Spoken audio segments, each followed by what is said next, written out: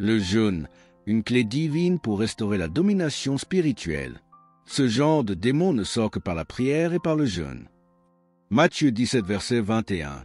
Bien-aimé, si tu es fatigué de subir dans ta vie spirituelle, si tu ressens une sécheresse intérieure, une perte d'autorité ou un affaiblissement de ta sensibilité à la voix de Dieu, sache que ce message est une alerte divine.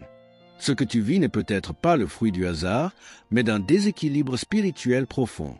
Il est temps de restaurer la domination que Dieu t'a confiée. Et pour cela, il existe une clé puissante, souvent négligée, le jeûne. Adam a perdu la domination par la nourriture, Jésus l'a restaurée par le jeûne. Dans le jardin d'Éden, Dieu donna un ordre clair à Adam. Tu ne mangeras pas de l'arbre de la connaissance du bien et du mal.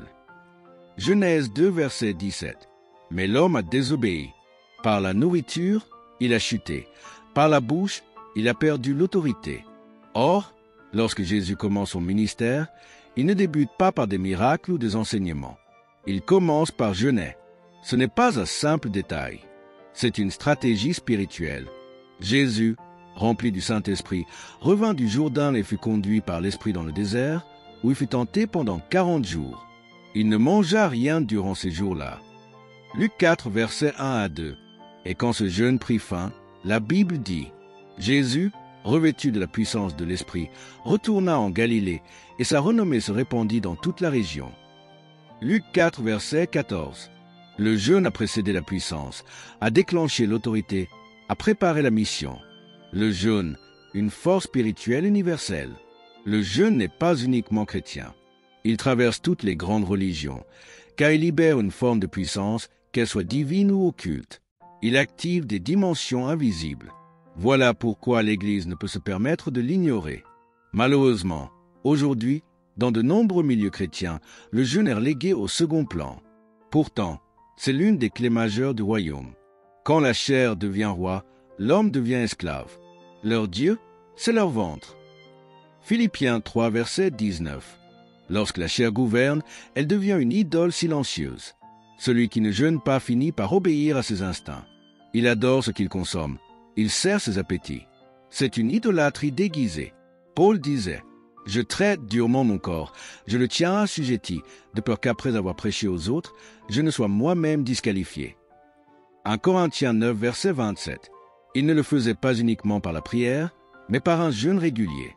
Car le jeûne soumet la chair, renforce la prière, aiguise le discernement, ravive le feu intérieur, rétablit l'esprit sur le trône.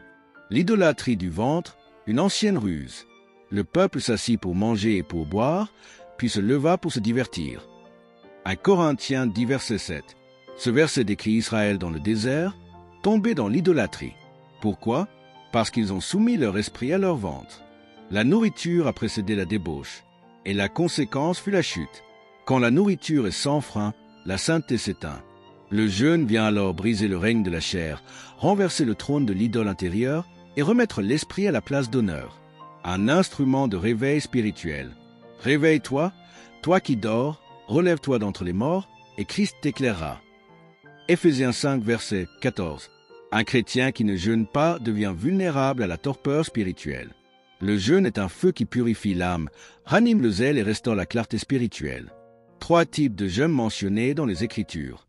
Le jeûne personnel, pour soumettre sa chair, restaurer sa communion avec Dieu. Le jeûne collectif, quand une nation ou un groupe invoque Dieu ensemble. Publier un jeûne, convoquer une assemblée solennelle. Joël 1, verset 14. Le jeûne d'intercession, pour intercéder en faveur d'une famille, d'un peuple ou d'un besoin spirituel précis. Revenez à moi de tout votre cœur, avec des jeûnes, des pleurs et des lamentations. Joël 2, verset 12. 5 questions spirituelles avant de jeûner. Avant d'entrer dans un temps de jeûne, il est sage de sonder son cœur. Ce jeûne est-il inspiré par le Saint-Esprit ou motivé par la chère perte de poids, image, compétition? Mes motivations sont-elles pures? Suis-je poussé par la soif de Dieu ou par un besoin de performance? Quel est l'objectif spirituel? Percée? Délivrance? Orientation? Intimité? Quel fruit j'espère? Transformation? Sensibilité? Salut de ma maison? Suis-je déterminé à servir Dieu pendant ce jeûne? Pendant qu'il servait le Seigneur et qu'il jeûnait, le Saint-Esprit dit, Acte 13, verset 2, 3 modèles bibliques de jeûne. Le jeûne de 3 jours pour les situations de crise. Exemple, Saul de Tarse. Il resta 3 jours sans voir, sans manger ni boire. Acte 9, verset 9. Ce jeûne ouvrit ses yeux spirituels, prépara son cœur à la visitation d'Anania, à la guérison et au baptême du Saint-Esprit. Exemple 2, la reine Esther. Jeûnait pour moi sans manger ni boire pendant 3 jours.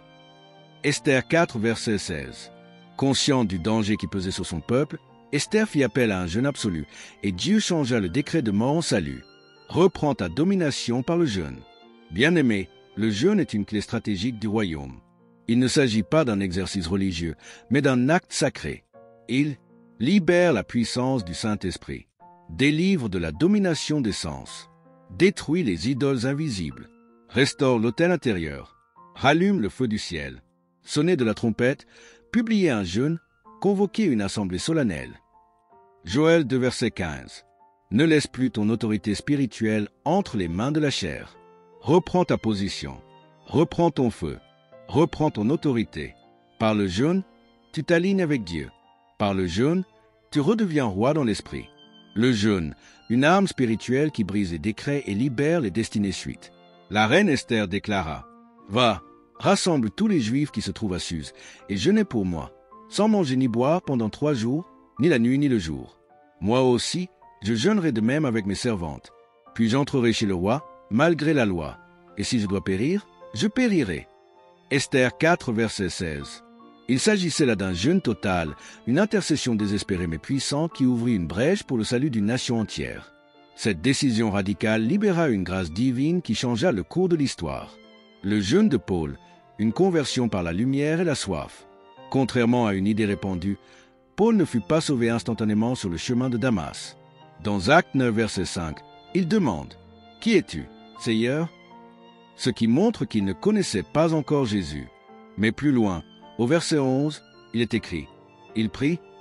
Dans ce climat de jeûne et de prière, Paul reçoit une vision où un homme nommé Anania lui impose les mains. Quand Anania arrive, il lui dit « Frère Saul », Acte 9, verset 17. Ce titre montre que Paul était déjà sauvé. Mais à quel moment? Pendant ces 3 jours de jeûne, son cœur s'est brisé, son esprit s'est ouvert, il a crié à Dieu, la lumière de Christ l'a envahi. Son aveuglement physique symbolisait son aveuglement spirituel, et le jeûne fut l'instrument qui brisa cette obscurité. Il te serait dur de regimber contre les aiguillons. Acte 26, verset 14. Les aiguillons étaient des bâtons pointus utilisés pour ramener les bœufs sur le bon chemin. Ainsi, Dieu révélait à Paul que ses résistances ne faisaient qu'augmenter sa douleur.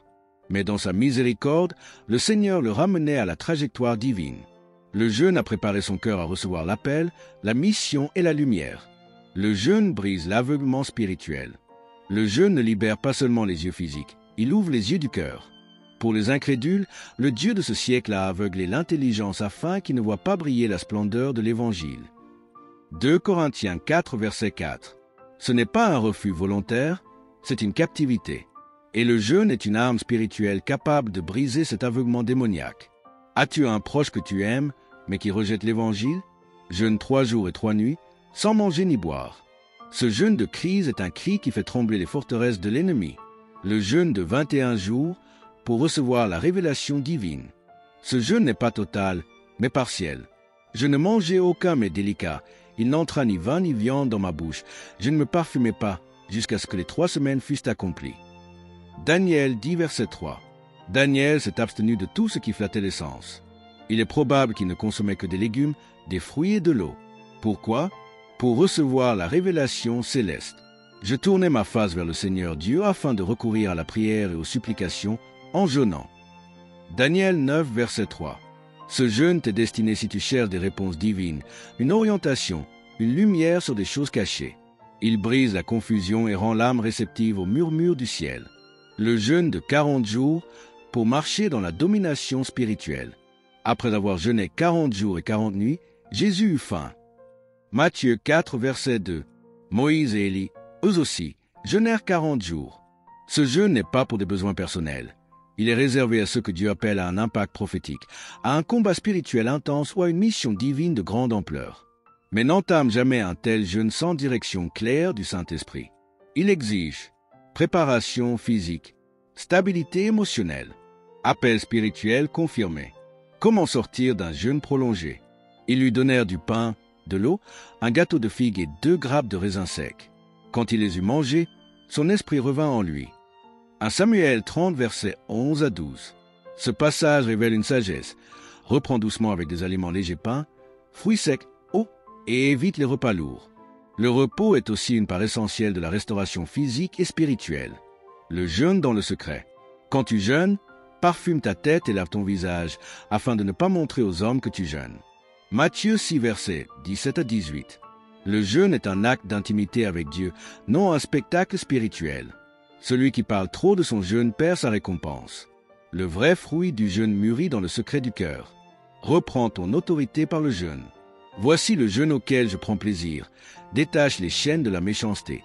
Fais tomber les liens de la servitude. Renvoie libres les opprimés. Alors ta lumière poindra comme l'aurore et ta guérison germera promptement. Ésaïe 58, versets 6 à 8. Le jeûne n'est pas une performance religieuse, mais un acte prophétique, une guerre spirituelle, une clé de percée. Tu veux briser des cycles de captivité? Jeûne. Tu veux restaurer l'autel de ta communion? Jeûne. Tu veux entendre Dieu te parler? Jeûne. Tu veux intercéder pour la délivrance de ta maison? Jeûne. Mais n'entre pas dans le jeûne par imitation ou pression. Chaque type de jeûne répond à une saison précise, à un appel de l'esprit. Laisse Dieu te conduire. Sois fidèle, sois obéissant, et tu verras la gloire de Dieu se lever sur ta vie. Amen.